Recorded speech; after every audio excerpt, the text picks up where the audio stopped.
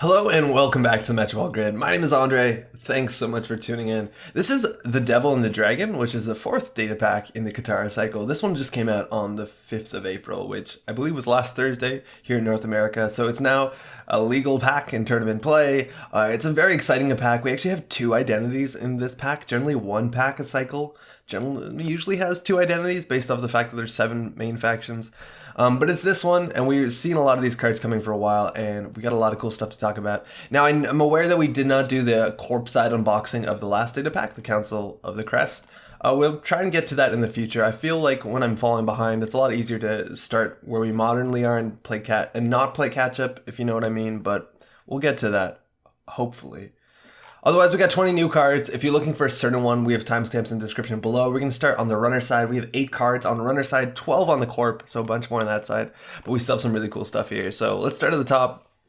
We're starting with an Anarch card called Glut Cipher. It's a 2-cost Anarch run event. It's Sabotage subtype, which is not a subtype that has any particular synergies, but it's a really fun subtype, generally how the cards work. And it says make a run on archives. If successful, instead of accessing cards, force the corp to choose 5 cards from archives and add them to HQ. If able, then trash that many cards from HQ at random. And the flavor text I find so fantastic. Ever watch a server vomit for this 4 influence card? And when you play this card, it is absolute server vomit. It is an incredible wild card. It's so hard to figure out exactly what this is going to do because there's so much variance in so many parts of this card.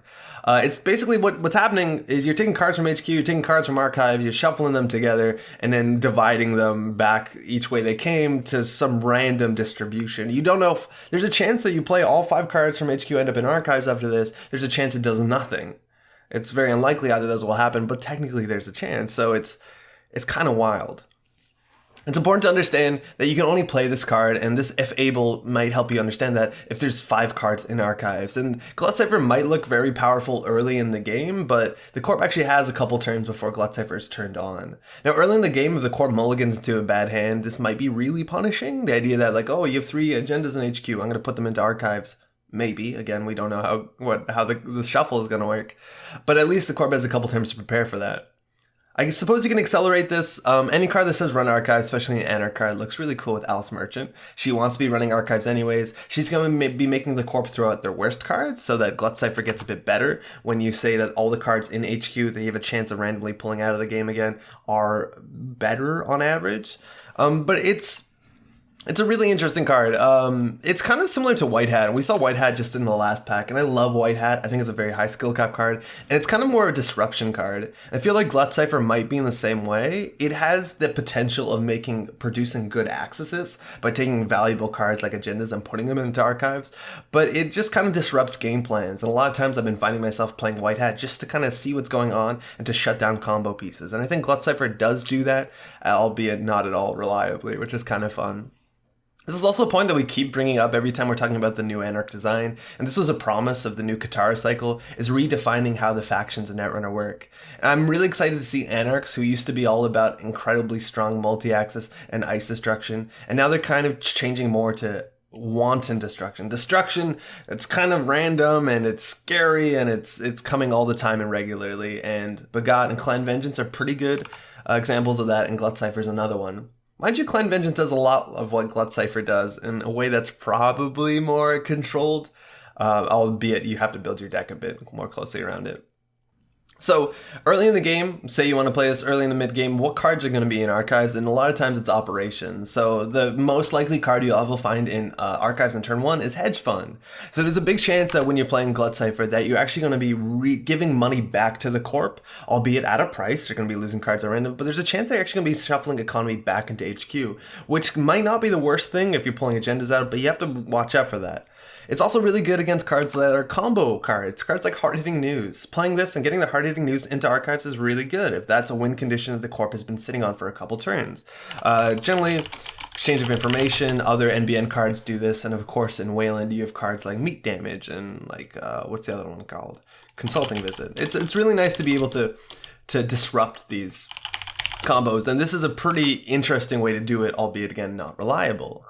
Now, another card you probably find in archives early in the mid-game is currents. And cards like Scarcity Resources, you want to turn these off by stealing an agenda, by playing your own current, so you have a chance of giving a very strong current back to the corp, and I'm not very excited about that.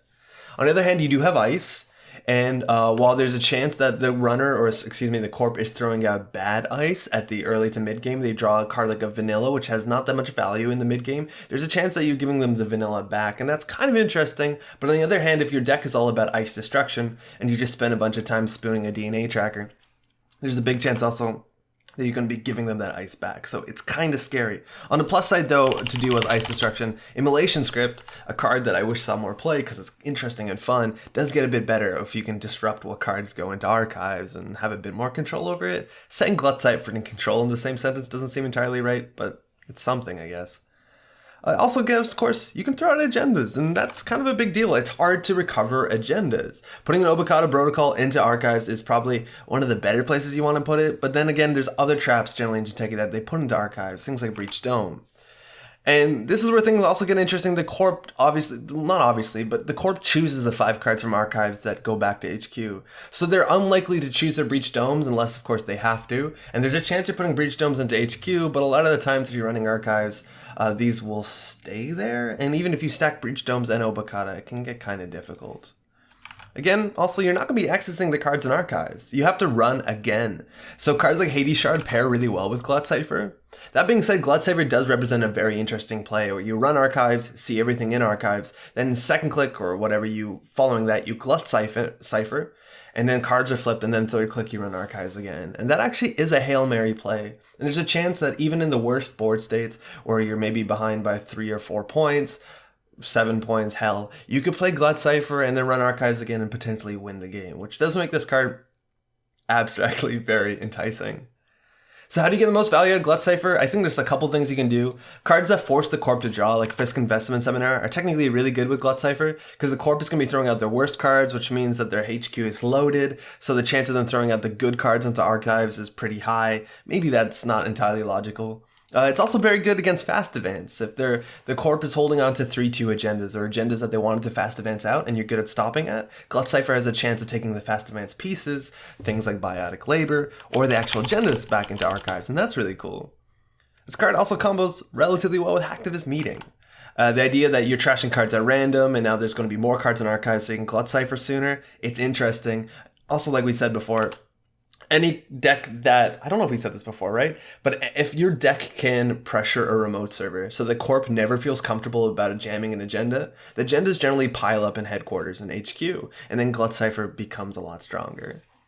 Now, the thing with what Glut Cipher does is the disruption of trashing cards from HQ, and it's actually relatively good at that right now. And while this card is click intensive, if you want to spend your whole turn doing this, spending 1 click and then, or your whole turn and 1 credit to trash 3 or 4 cards from HQ, generally 3 cards from HQ, is probably a lot better than Glut Cipher on the basis that it is more reliable. And that's, it's kind of interesting. At least Glut Cipher is another option to that. Mind you, both of these cards work with Eater because they don't require an access. It's an access replacement effect. So you actually have two really strong HQ disruption cards that are pair well with Eater if you want to go for an Eater Breaker Suite, which is probably not the worst right now.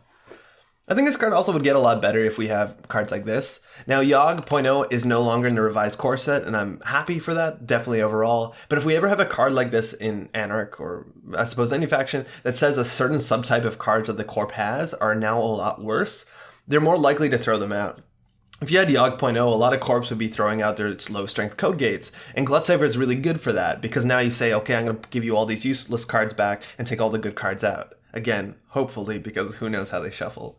Yeah. It's also not very clear on this, but in the UFAC they say it. This is a very small thing, but it matters in a lot of cases. Not a lot of cases.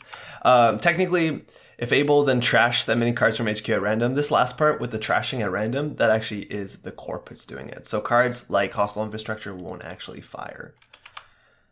Yeah. This is also represents the second card we've seen in the cycle that doesn't have the word virus on it, and so that might be a big deal if you're not into the whole virus things. This is an NR card maybe for you.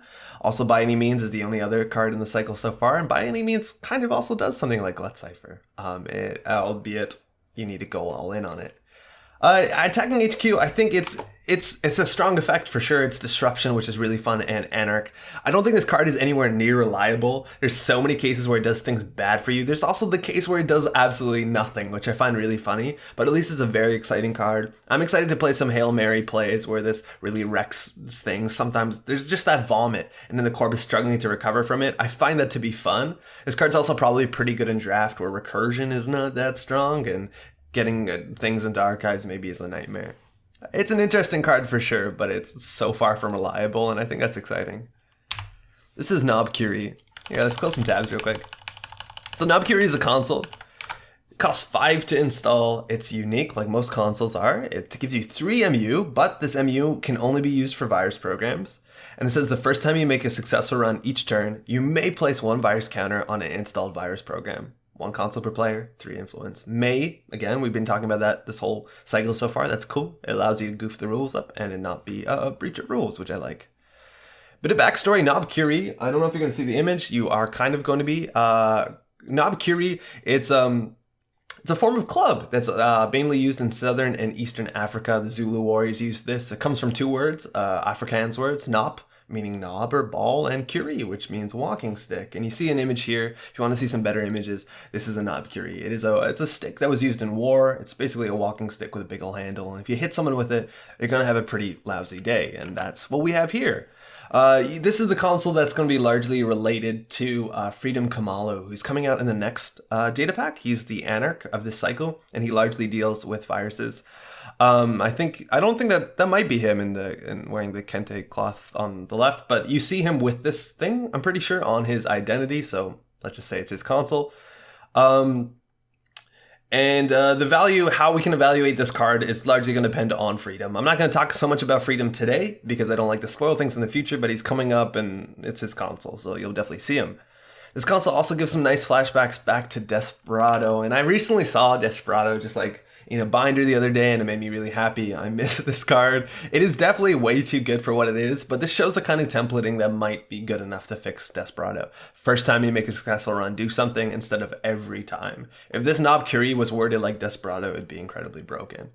On the other hand, though, we do have Grimoire, which is a card. It was the other virus console that rotated. It's no longer in the revised core set, and you see that they went for a different and very obviously more interactive sort of playstyle when it comes for the virus console. That's pretty cool.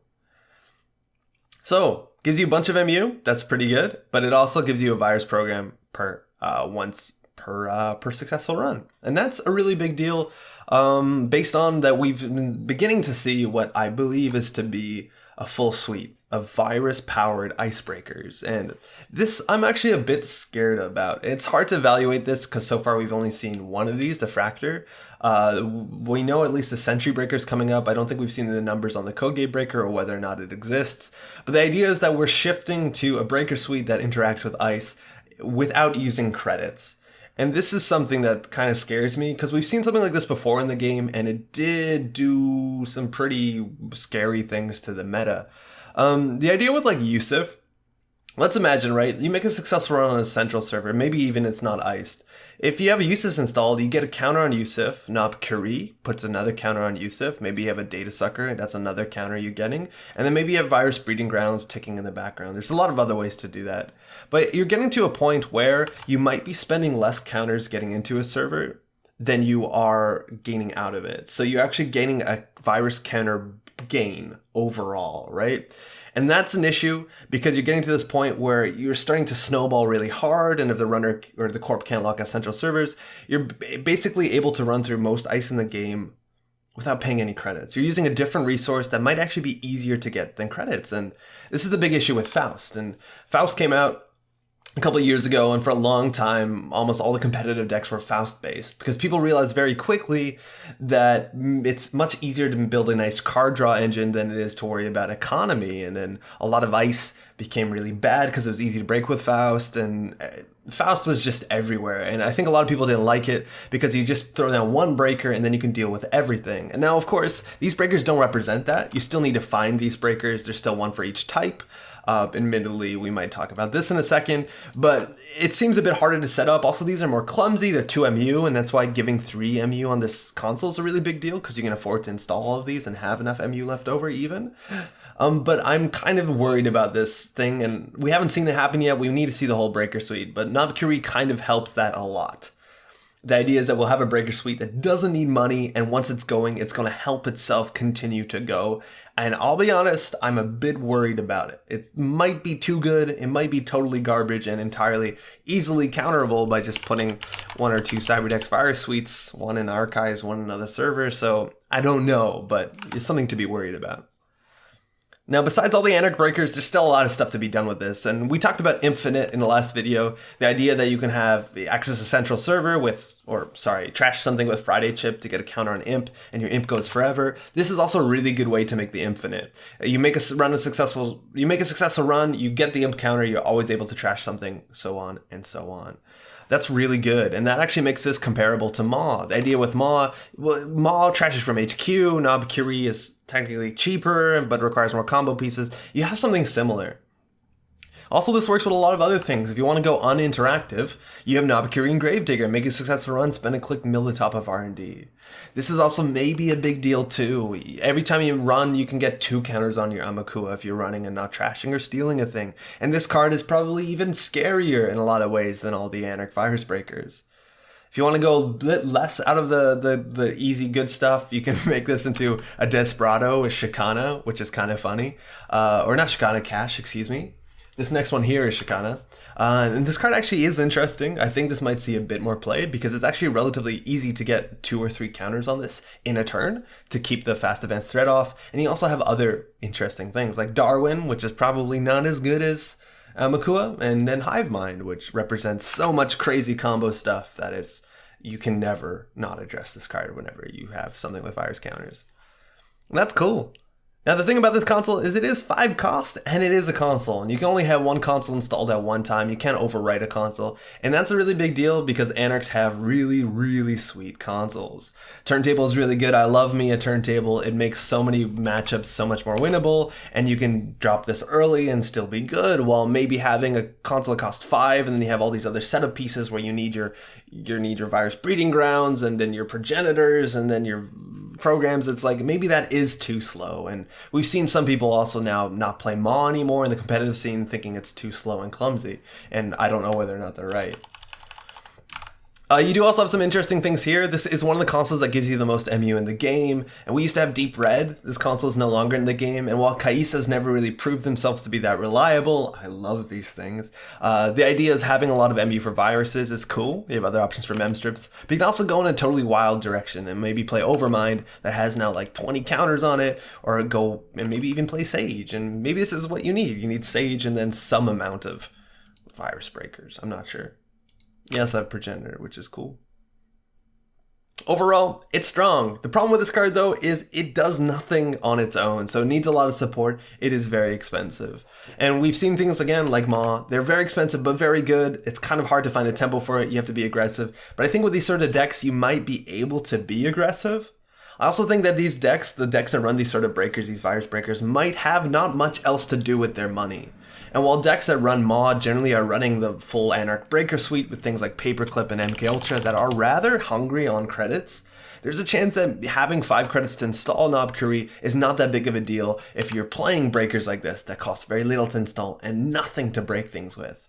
Or maybe that's the only thing you do with your Keisha money, because I don't know what else you do with your Keisha money. Literally none of these things are expensive besides this card.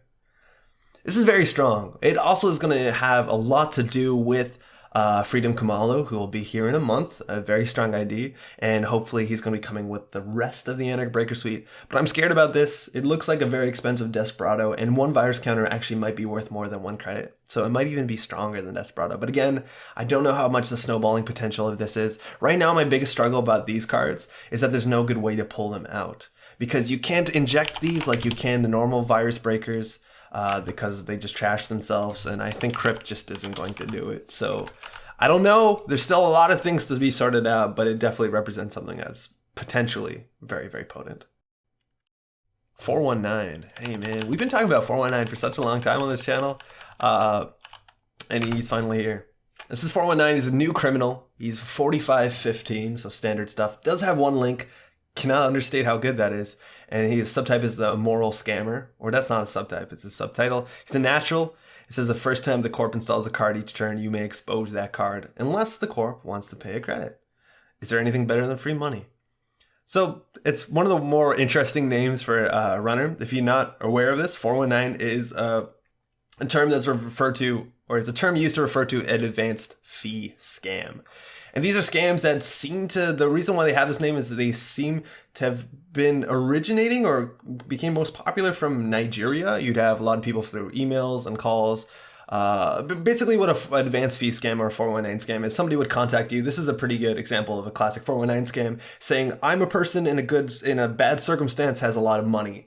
And if you can help me out, maybe you can forward me some amount of money, some amount of something, and then I will repay you in the future because I am a prince or somebody who has a lot of money who's transporting out of whatever story they want to write. At that point, you give them the money, you put down the 10,000 on the idea that you'll get 300,000 in the near future, and of course you don't hear from them again. That's the advance fee. The name 419 specifically refers to the section of the Nigerian criminal code dealing with fraud and the charges and penalties for offenders. So that's his name, and that's why he's a scammer. It's referring back to these advance fee scams.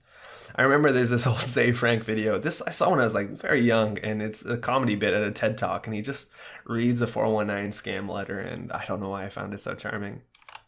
So we have a scammer. We have a 419er, and this makes sense. Probably this character is from Nigeria. We are in, of course, in Africa, so this is good and on brand.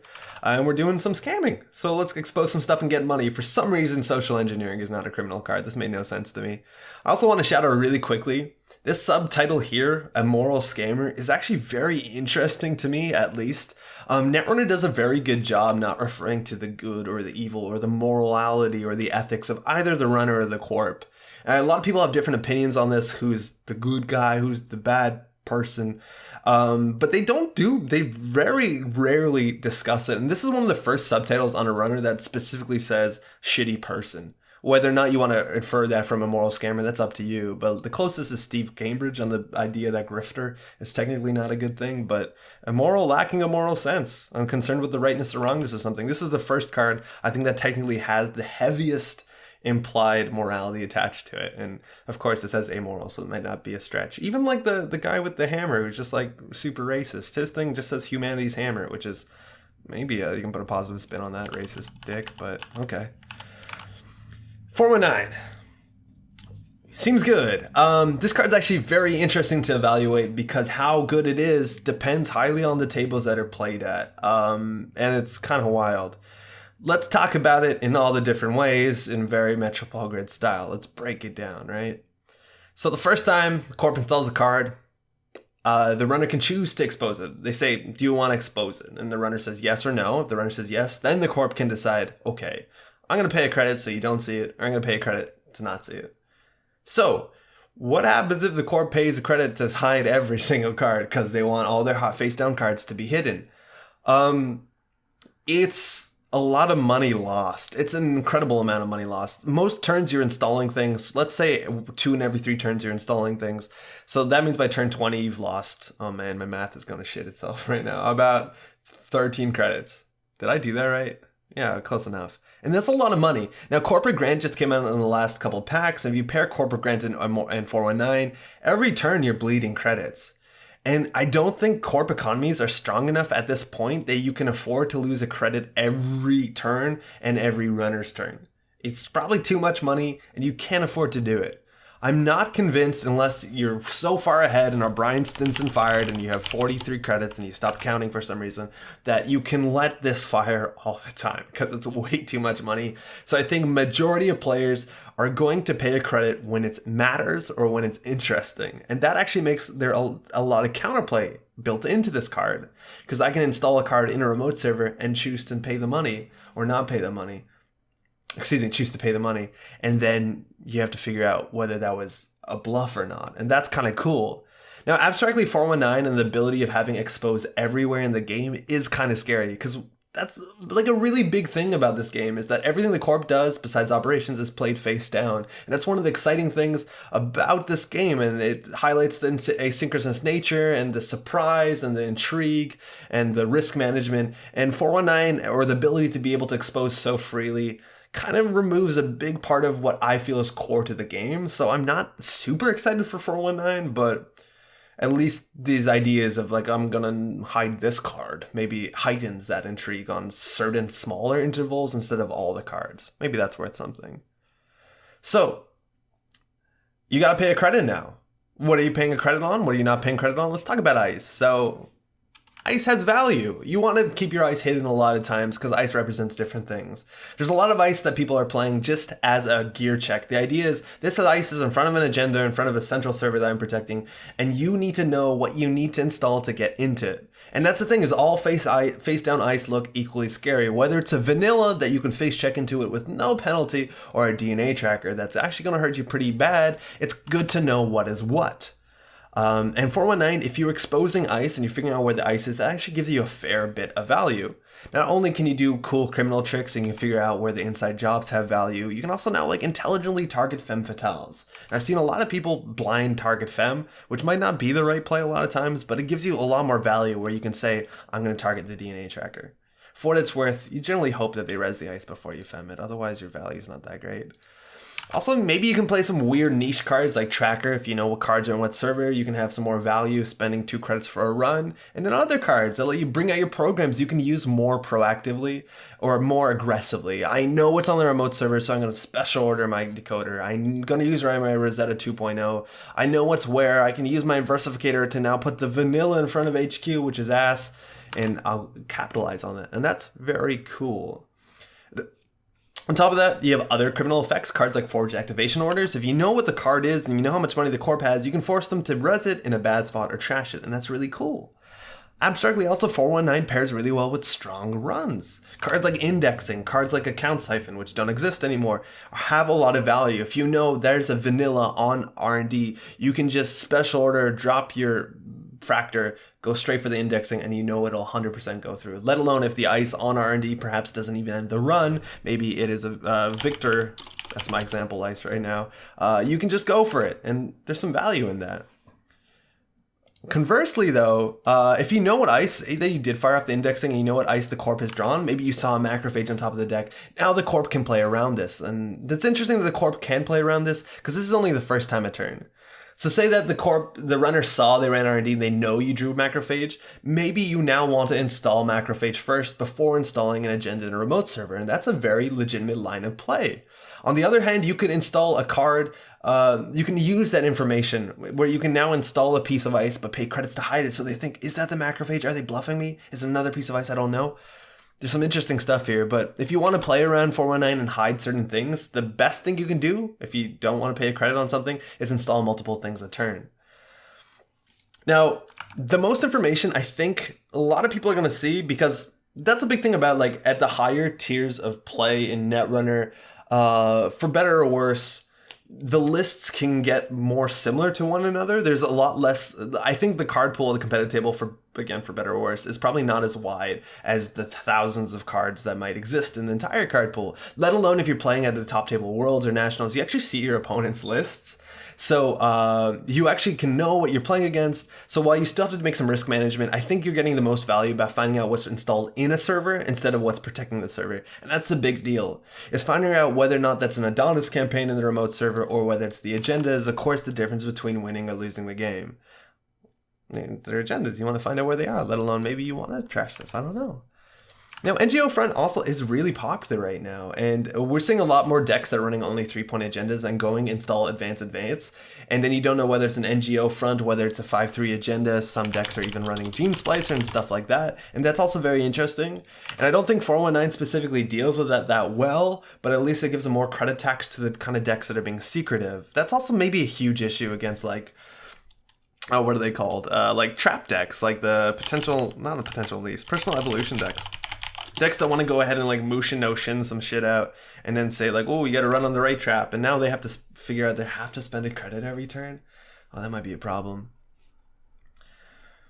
There's also like some interesting counterplay against this. I think upgrades, it's cool to know what upgrades are, and you might want to pay credits to protect your upgrades, but you also have some interesting things. Like if you want to install your Marcus Batty, and then in your next turn, like your whole turn is install Marcus Batty, install Nisei Mark II, advance Nisei Mark II. Well, that actually might not be the best example. Maybe Nisei is not the best example here. Let's just do Brain Trust. Let's do a 3-2 agenda. I think that's actually very interesting. The idea of installing your upgrade first and then having it being exposed on purpose is actually probably not wrong in a lot of times. Because if you install your Marcus, they know it's a Marcus, and then if you install an agenda, they don't know whether or not there's an agenda. And why I don't think it's bad to reveal your Marcus is you probably want to pre-res your Marcus baddie anyways in most cases. That's because people are playing cards like Interdiction. So a lot of times you want to pre-res your upgrades anyways. So I think if you want to blow through 419's ability, just install your Marcus baddie and res it, or your upgrade or whatever like that. It does give them some ability to drive by, or to interdict it, or to have information, but it's probably better than showing them there is 100% an agenda in that server, let alone you losing a credit. Also, I did say drive-by on accident, and drive-by actually gets a lot of value in 419. If they say it's an Adonis campaign, I'm not paying a credit to not show you it's an Adonis campaign. Now, this card, which has a huge swing on variants, sometimes it's really good, sometimes you're trashing nothing good or just showing an agenda. Drive-by is really cool when you know, like, I know that's an asset I want to trash. Corpse do have some aggressive counterplay against this, and it's mostly Psychic Field. Oh man. So it's important to know at 419 you can refuse to expose a card, which is really hilarious. This is a 1 influence card, but if 419 becomes super common, people can just start slotting Psychic Fields in their deck, and if 419 exposes Psychic Field, there's a side game, and if he loses the side game, he can die. If you ran last turn, it's just Psychic Field, install, expose, yes, lose side game, Neural EMP. So while there is a pretty cheesy built-in release valve to this identity, I don't know. You also do have It's a Trap, which is also, it's okay. 2 net damage is not the end of the world. This will only be exposed once, right? It's interesting. I think you have some cool counterplay, figuring out what you want to hide, what you want to don't hide. And this is only on the basis of 419 either being a credit tax or an information tax. But we do have other things to make this more interesting. And that's largely the console. And the console goofs almost all this math that we talked about before. Because the idea of being like, you can expose this, it's fine. You can do this, it's fine. Like, information's not that important, or I'm going to give you information on this thing and then hide this thing, is all nice and good. But then once somebody starts making money off of it, you have more of an incentive to stop the information from bleeding. And now every time you're paying a credit, it's actually a 2 credit swing. Because if you don't pay a credit, they get a credit. Maybe that's not technically right, but that's the idea, right? You might be more incentivized to pay it. This is a 4-cost console, but slamming this down early game, it might pay itself off relatively quickly, especially if you can keep the runner's money down, or corpse money down. Again, Corporate Grant can do that really well, let alone we don't have a new account siphon. On top of that, we have Amakua, and this is probably the biggest problem, and this is probably the biggest reason why I'm less excited about 419, is I'm assuming with all the new virus support and 419 being released, we're just going to see Amakua everywhere.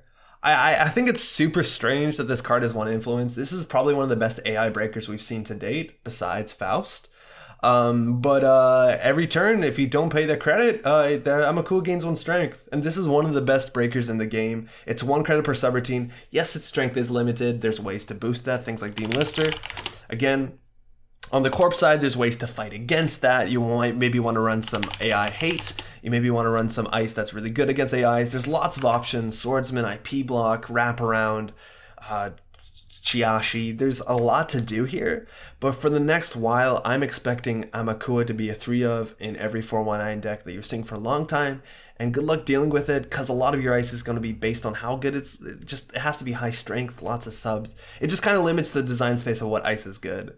Let alone, we've seen decks like this before. I think we played it on the channel before, but like GPI net tap decks with Rubicon Switch and so forth can get really gross with Amakua, and a lot of people don't find that to be fun. Again, if you want to deal with that, just put 2 or 3 Cyberdex Virus Suites in your deck, really upset someone very quickly, put in a Macrophage or 2. That's probably good enough. Now, this is a trace thing against somebody who has Link. Not the best, but like hitting this when you think your Amakua is going to break a trash program subroutine, perfect. It's all you need. There's a lot to talk about with this guy. We have Wari that came out, the Sniffer that came out a while ago. This gets a bit better if you know what the ice is already. Not the biggest deal. And don't want to understate how good 1 Link is. We've already seen decks that I think 419 is really good at. Existing deck archetypes you put 419 in that just got better, and these are already proven decks. Having 2 Link or having some amount of Link is really good for Nexus. This card's pretty good in the meta right now. There's a lot of big ice showing up again with some big subroutines, and the ability of running Power Tap to generate more money. This is Timmy Wong, People's Champion. This is his deck list he won a Store Championship with just like a month or so ago. And he basically says this deck list, put 419 in it, it's probably better. And I think he's right. So if you want an idea of how to run a cool Nexus Power Tap deck, so be it. That's 419. It's a strong ability. It's a really strong ability, and I'm kind of torn. I don't know whether this is now my go-to identity to show newer players the game, because on one hand, information is really cool. On the other hand, it's probably overwhelming and probably takes away so much fun from the corp from having face-down hidden stuff. So I'm going to retract that last sentence. I'm still going to tell them to play Gabriel Santiago. It's way more fun. But again, sometimes there's going to be some interesting plays here. Am I going to pay a credit to hide the launch campaign in my 3 ice remote and you're going to think it's an agenda? I think that's cool. I'm worried about a lot of the other stuff that comes with it. I think Amakua is a bit too good, and I'm worried that some of the other D-res stuff might be a problem. But for now, this is definitely one of the strongest criminal identities we've seen in a long time, and I'm excited to see whether top players embrace this or whether this is just going to be a fun thing that helps people get more information. So at some point, they can take off their training wheels of learning what all the cards are and then just kind of run bravely into ice. And that's always an exciting part of Netrunner when you fly without the wheels. Training wheels, right? You don't fly with training wheels. I hope that came through, right? This is Falsified Credentials. It's an event. It costs 1. It's a criminal event. It says name a card type. Expose a card in a remote server, then gain 5 credits if the exposed card has the named card type. I'm sorry, sir. We weren't expecting you. You look different than I remember haircut. Funny, if you see this, the text here on the person he's meant to be impersonating, 419 is impersonating Thomas Haas. Why that's a joke is this is what Thomas Haas looks like. Haircut is not going to cut it. This is an exposed card, and we've seen a lot of really bad exposed cards. Not so much bad exposed cards, but cards that just aren't probably good enough. There's one card actually that came out in the last cycle that's like really bad. Oh, give me 1 second. This will be worth it, right? But this card's actually relatively cool because it's exposed, but it does a lot of other good stuff at the same time. Man, yeah, no, what is it? There's like one really bad exposed card. Rip deal, leave no trace, exploit. I don't know what it is. Whatever. Spot the prey. Yeah, like, okay, check this. This is 2 credits, expose 1 non-ice card, then make a run. Oh, okay, anyways. This is a card that exposes a card and then gives you value if you are correct. If you don't get value, it's still an exposed ability, which honestly, at any point in competitive Netrunner, right now is a not bad time to have exposed. And it's cool that you see this sort of ability. This is infiltration. This sees very little play in very few decks. The ability of having 2 credits or exposed, this is kind of going more all in. It's an expose and also has a chance of being a sure gamble. Now, of course, if you're 419 and someone chooses not to hide what their cards are, you know what the cards in the remote server are. They showed you. It's an asset. So Falsified Credentials just becomes your 4th, 5th, and 6th copy of Sure Gamble. And that is relatively valuable. Having more money in a deck is good. But in other cases, this is an expose ability that's not a dead card. And that's so good. The reason why I'm talking about the meta right now is a lot of people are running NGO fronts and decks that are running only 5/3s. A lot of people are playing gene splicers and SSL endorsements, and you don't know what is what, especially when servers are getting more taxing, where it no longer costs 3 credits to check the remote server. Now you're running through a bunch of big ice and it costs like 9 or 10. And knowing whether or not you're running the gen is a really big deal. So the way that I'm seeing myself playing Falsified Credentials for a while now, if I don't just need to play it as a sure gamble in 419, is if someone install advances, you always call agenda, and then you expose the card with advancement counters on it. If it's an NGO front, sure, you paid 1 credit to expose it, but you also now did not spend your turn running it, which cost you a lot more. And you probably save some clicks, maybe, if you had to set up for the run. But that's cool, and you don't mind. Now, if it is an agenda, not only do you know 100% is agenda, but you also just played a sure gamble. And that's great, because you generally need money to contest the remote server. That's pretty cool. Unfortunately, if you're running a Obakata protocol, you just threw out a card, but whatever. That's good. It's also really easy to play on upgrades. As soon as you have an advanced card in a remote server, 99% of the times, the other cards are going to be upgrades. And Ash is probably the best example, because with Ash, you want money for the trace, and if the other card's advanced, the other unres card is likely an upgrade. So you can just say upgrade and gain a sure gamble when you need it. That's really cool. Now, this does give some counterplay to the corp to some extent, which is just pre-res your shit. Interdictions going around, maybe you want to just like pre-res your Ash anyways, just so you don't get wrecked by the interdiction or perhaps a councilman. So maybe in some cases where there's nothing else in the remote, you can kind of have a bit of counterplay. But basically, it's an exposed card, which is good right now in the meta, and it's a sure gamble or information, and that is solid, especially paired with 419, but not even necessarily does it have to be with 419. I think it's good regardless. This is rogue trading. It's a criminal resource job. It costs nothing. It says place 18 credits from the bank on rogue trading when it is installed. When there are no credits left on it, trash it. And then spend 2 clicks to take 6 credits from rogue trading and take 1 tag. It's only 2 influence. I love the idea that rogue trading costs nothing to install and then it just prints out an absurd amount of money. It's definitely an interesting card. So it's again one of those cards that we're going to go ahead and break down into all the possible ways you could play it, for better or for worse. And this card is a card that gives you money but gives you tags. So the question is, are we playing Tag Me or are we playing Not Tag Me? If we are playing a non-Tag Me deck and you want to install your rogue trading, and then whenever you use your rogue trading, which is going to be half your turn, and then clear the tag, you're basically spending 3 clicks to gain 4 credits, right? Because you're gaining 6, but then spending 2 to remove a tag. That's not good. That's pretty bad, right? Like 3 clicks for 4 credits is not that much better than just clicking for a credit compared to other cards like Magnum Opus and Armitage Code Busting, and even you have Try 'em Off Contact Infection. It's not particularly good. So I don't think you want to do that. If you're clearing tags like that, it's probably pretty bad. Luckily, there's ways to make that better. Cards like Crash Space now make you spend the click to remove the tag, but you don't spend money. So now you're spending 3 clicks to gain 6 credits, which again is comparable to Magnum Opus, albeit doesn't take up MU, but I would also argue is a lot clumsier on the basis that you have to spend 3 clicks in a row, not specifically in a row, but in the same turn just to gain 6 credits, which is wildly unwieldy. Maybe Try 'em Off is strictly better. You also could use Deuces Wild to clear the tag. Maybe that makes it a bunch sweeter on the basis that you just spend half your turn gaining money. Maybe you need to get card draw with this, so that's kind of cool. At that point, though, this seems a bit convoluted. It seems like you're spending so much of your turn just to get money. And if you want to spend a card in your deck that like just bursts money, like you could just spend influence on Day Job. Maybe you don't have influence. Maybe this gives you money in the long run. Maybe this gives you a chance to go Tag Me when it's desperate. That definitely has value. I think the way that this card will mostly shine is with Power Tap, and this might not seem like it has an obvious synergy, but these are like the decks that we talked before, the 419 deck, the Nero deck, that run Power Tap and Citadel Sanctuary.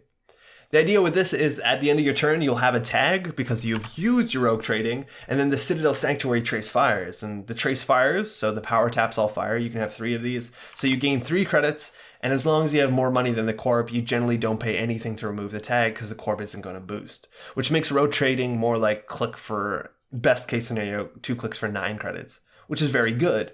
Those decks can also run credit kiting, which gives them more value from removing tags and getting their Citadel power tap value. And again, it's like the Timmy Wong deck.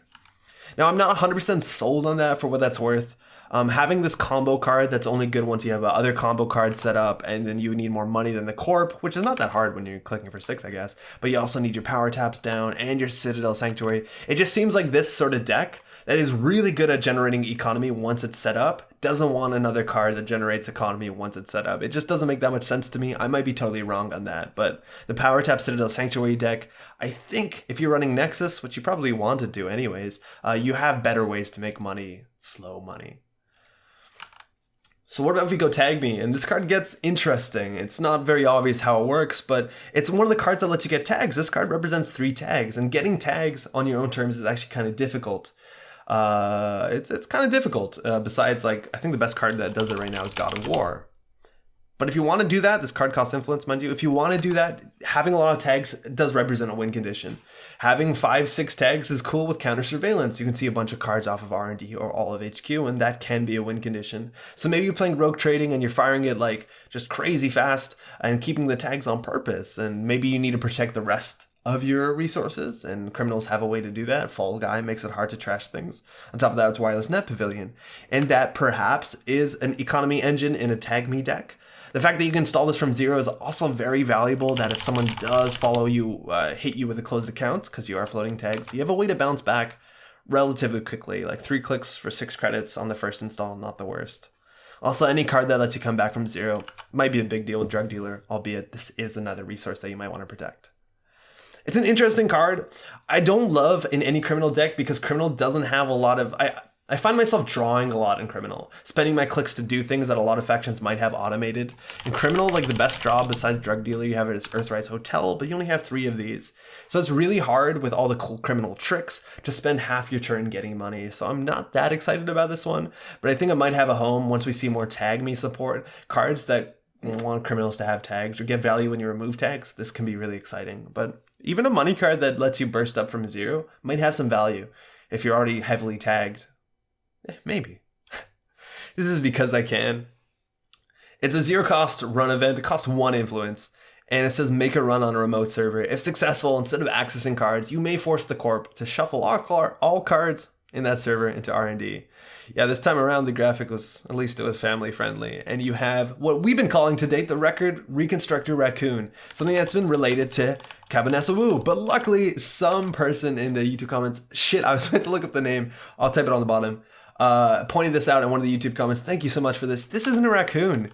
This is something called a civet, which is a small mammal that's native to tropical Asia and Africa. And while there's a lot of information about the civet, what's likely more importantly is how adorable this thing is.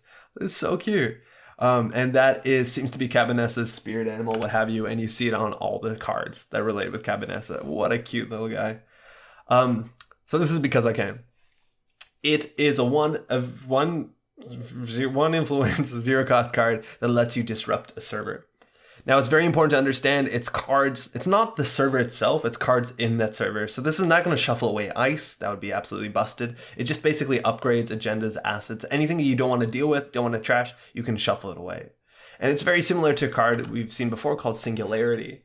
And Singularity was a double, and instead of shuffling the cards back into R&D, it just went ahead and trashed them, which is probably strictly better, but it was a double and costed 4, and this costs 0 and it's only 1 influence. So these sort of cards, these abilities are good at certain points in the meta. In my local meta, I don't know if it's the best right now, but they're generally really good in decks that were running a lot of upgrades in servers. So the idea of a Breaker Bay grid server that was running like Warroy Tracker on top of an Ash, that has a lot of value. The idea that you cannot have to deal with the Ash trace, so the agenda is not going to be scored next turn if there's agenda in the server, and you just shuffle all that stuff back. It's true that you're prolonging the issue, but at least you're not letting them score, and that sometimes is good enough. I find this card also very interesting where it says you may force the corp to shuffle all cards in that server. There's actually some scenarios where you say, I'm going to fire because I can on the remote server, and there's like an Ash in that remote server, and they don't res it. You say successful run, they say yes, and they don't res their Ash, and then you say, I'm not using my because I can, and then you just steal the agenda. Like, you can use this as a bluff if they don't want to use their Ash. I'm pretty sure. I need to write a thing on the bottom of the screen there. I'm not sure if they're allowed to like say, oh, well, if you're not using it, I'm resing my Ash. I think it's too late after the run's considered successful. That's kind of neat. That will almost never happen, but it's fun. So this ability we've seen before on cards like Analog Dreamers, that you can shuffle away your problems, and that's kind of neat. Even if you run this on a remote server and it just has like a high value card in it that you don't want to trash right now. I can't believe this is the example I'm coming up with, but like Hostile Infrastructure. Oh, I got a good example. It's a card that you like, oh, I don't want to pay 5 for this. I can just shuffle it away. Maybe that's slightly good enough. I'm not convinced. But we're seeing a lot of agendas right now that are like really hard to steal. And it's very easy for corps to make circumstances where it's almost impossible to steal an Obokata protocol in a remote server because it's behind ice that takes cards out of hand and stuff like that. And this says, corp, you're not scoring it. I'm not taking any net damage. We're just shuffling away back into R&D. And that might have a lot of value if you're playing Shaper and you're very good at hitting R&D and not that great at hitting a remote all the time, let alone dealing with upgrades and specific ice. So that might be worth a lot. Mind you, this is a 1 influence card. And talking about 1 influence cards, this card has part of the design space of Film Critic. And that really excites me because while I don't like Film Critic at all, Film Critic blankets, while it is a restricted card, it still just blankets and just absolutely hoses so much of the interesting parts of Netrunner as a 1 influence card that is like, it requires very little thought of playing it. You just strap as many of these down on the table and then just use them whenever you can. This kind of, to me, maybe hints that they could at some point like ban Film Critic or do something like that, just because now there's more options that are more interesting to replace Film Critic. The idea is, okay, I don't have a permanent solution to Obokata Protocol, but I can keep 1 or 2 of these in my hand so that when they do try and rush out a 5-3, I can shuffle it back. Now, you might want to know what the advanced card is. Maybe sometimes it's an SSL endorsement and you don't want to shuffle it back, you'd rather steal it. Okay, Expose is cool, huh? This is also a really cool answer to cards like Mushin Notion. The idea that someone Mushin Notions out of a trap, you can just say like, no, because I can, shuffle it back. A lot of these traps are pretty bad in R&D, so you're kind of diffusing the situation. It's like the exploratory romp that never was, which is kind of cool.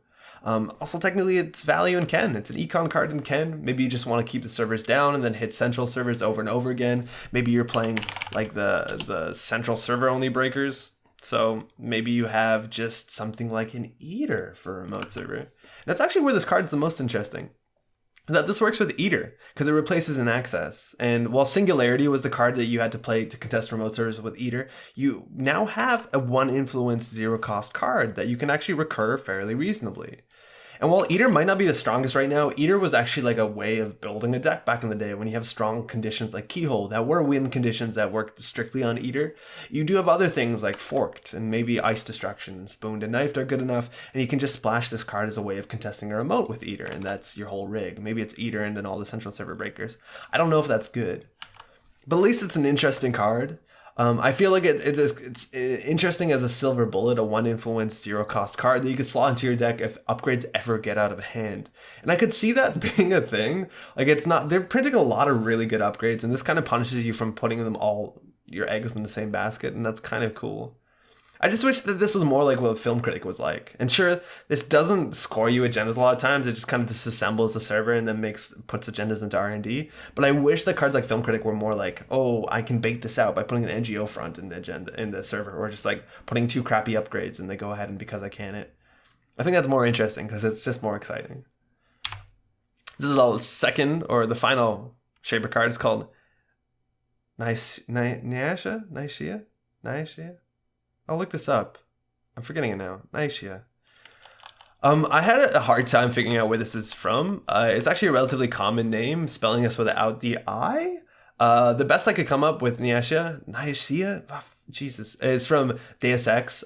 This is, I believe she was a mechanically augmented Nigerian pop star that showed up in both Human Revolution and Mankind Divided. Whether this is a reference to this, I don't know. It's kind of hard to pull that together. But it is otherwise a Shaper program. If someone can figure out if there's a reference here I'm missing, please let me know in the comments below.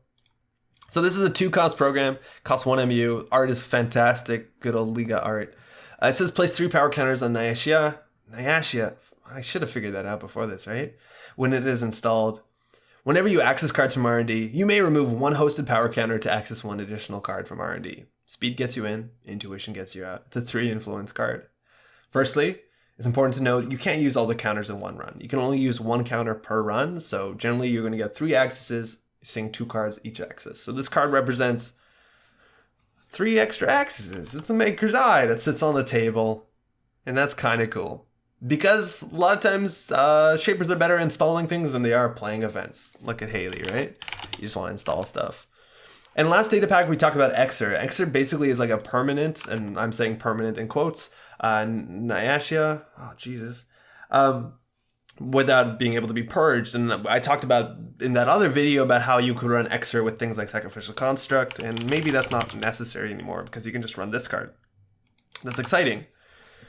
R&D multi-access is a very strong thing. Remember how we just talked about this card? Putting agendas back into R&D so you can find them might be a better way to close the game out. Now this card has a limited use, which is actually something that's relatively exciting.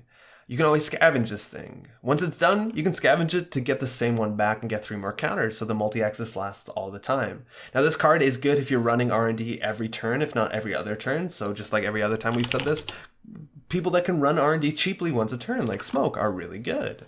It's also a card you can recur, whether it's something like Clone Chip, that's pretty cool. And it's also a card that has a shelf life, which in Shaper means it's really cool with things like Aesop's Pawn Shop, that once it's done, maybe you just sell it. And it's basically a Maker's Eye that gives you 3 credits back at the end, and that's kind of cool. RNG key gets some value. Multi-accessing, you see more than 1 card, so the next time you run, you know what's on top. Whether or not you want to use your Nyashia, you probably don't because you want to extend the value, but you can RNG key to get value. I think the most exciting thing about this card is with Cabanessa Wu, in theory, the ultimate turn is if they don't ice R&D against Shaper turn 1, which is probably a mistake, you can pull out one of these from your deck for 1 credit, another one for 1 credit, a third one for 1 credit, and then play Maker's Eye. And I think you're going to see 6 cards, right? You're going to see 1, 2, 3, 4, 5, 6, and then all of these get removed from the game. There's a chance you win the game on turn 1. That's all I'm saying. It's going to happen sometimes. It's going to be really cool when it does. I think that's fun. But besides that, like, really cheesy turn one, Cabanessa can always spend a click to pull one of these out of her deck to get a 2-axis off R&D. And that's technically the closest we have to a tutorable Maker's Eye at any point in the game. And that has some value. This is not a very exciting card, but it gives what you need. You need a certain amount of accesses in the game to be able to see enough agendas to win the game. If you're winning off of R&D, this is also a cool card to combine with other things. Like, it does work with Maker's Eye. You can fire both of them at the same time, and you'll see 4 cards. That might be good enough. Maybe you just need R&D lock every couple turns, and this extends you and gives you more turns to be able to run R&D the next time over and over again. It's cool. It's a Shaper multi-axis card, and we've seen a lot of them. They have the most so far, and that shouldn't be surprising. Last card is Consume. It's an Apex card. It's 5 influence. So far, we've been seeing 2 5 influence cards for all the mini factions. This is Apex's final card. I think we're missing 1 for Sunny and 1 for Adam. It costs 2 to install, no MU. That's pretty sweet. It's a virus. Okay, we haven't seen enough of those. And it says, whenever you trash a corp card, you may place 1 virus counter on Consume. Oh, virus counters, huh? Click. Gain 2 credits for each hosted virus counter, then remove all the virus counters from Consume. What do you mean it ate the vertex grid? What does that even mean? Comes from an ASA group sysop. I really love that flavor text. This is a weird one. This is an economy card.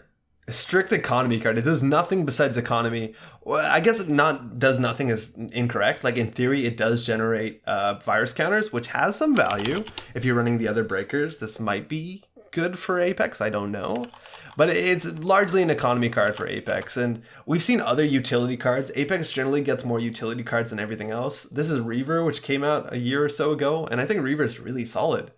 Now, the problem about Consume, maybe that's a negative way to start this, is that this only works when you trash a corp card. Well, Reaver is really strong because it fires when you trash an installed card each turn, so this is a lot less good. Like, Consume will fire a lot fewer times.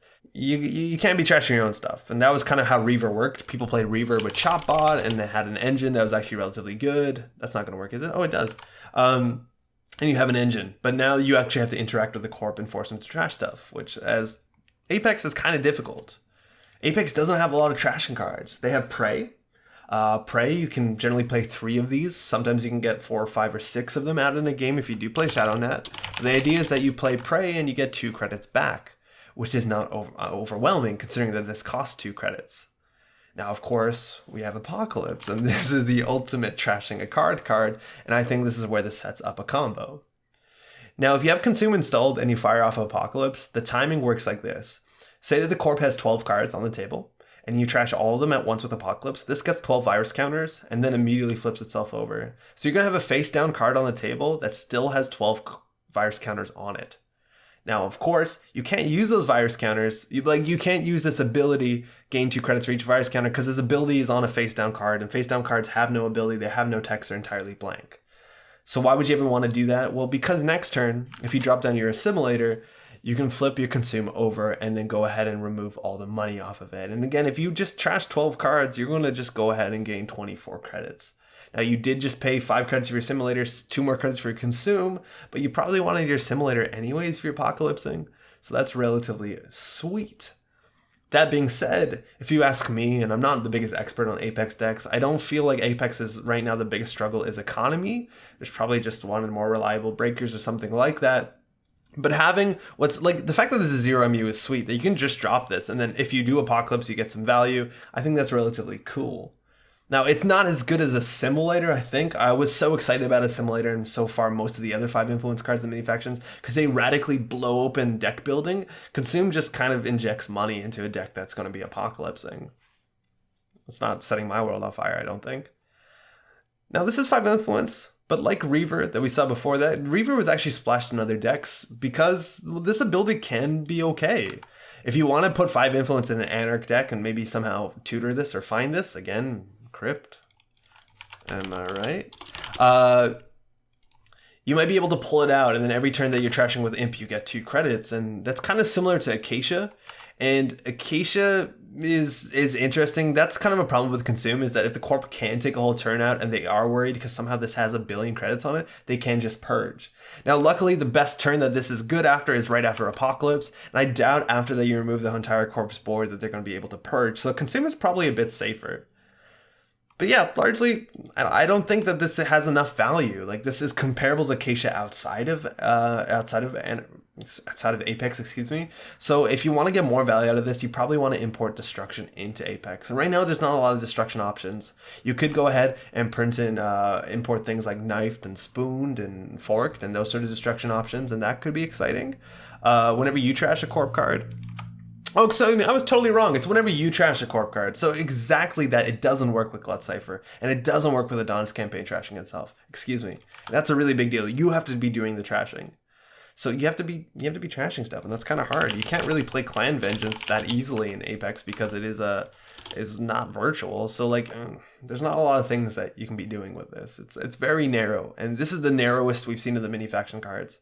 Now, mind you, Apex is probably not that bad right now, and that's largely because Bahali has come out, and Kangamato, and there's actually some pretty good ways to deal with ice that aren't icebreakers, and that's kind of a thing Apex struggled with. But if you're even looking at, this didn't load, if you're looking at a lot of the classic good Apex lists, a lot of them actually just cut Apocalypse because they realized that running a simulator and then running cards like Aesop's Pawn Shop is just strictly better. And so you're competing with that engine by putting another money engine that's dependent on Apocalypse, which is still a really good card, but I don't know. Overall, that's the 8 cards we have on this pack, and there's a lot of really strong stuff going on here.